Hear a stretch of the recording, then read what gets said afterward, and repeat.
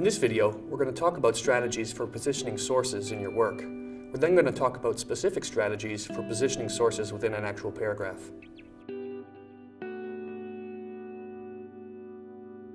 As you're scanning through your articles and taking notes, start to think about where they might fit within your argument.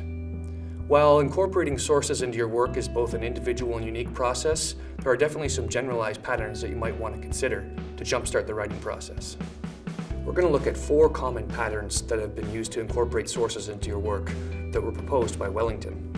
Sometimes in your work it can be useful to start by giving some broader context to your research question or topic, and then in stages narrowing it down to your ultimate research question. This is known as the zooming model.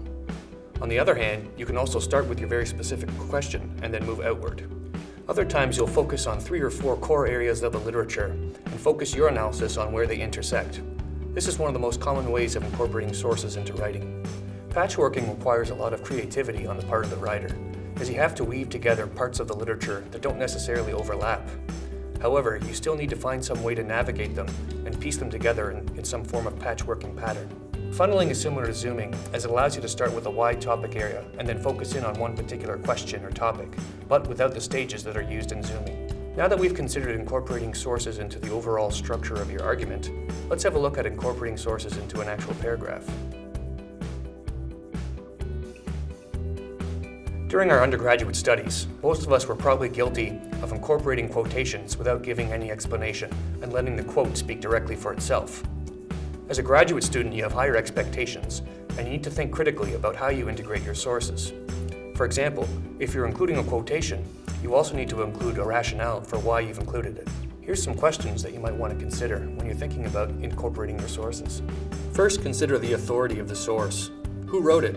Why was it written? How is this person an expert in the area? And what is his or her expertise in the area?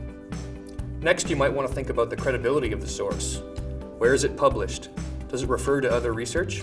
Is it just an opinion? Does the author offer substantial evidence? When was it written, and is it still relevant? Last, you might want to think about the purpose of the citation. How will you use this citation, and how will it help prove your point or further your argument?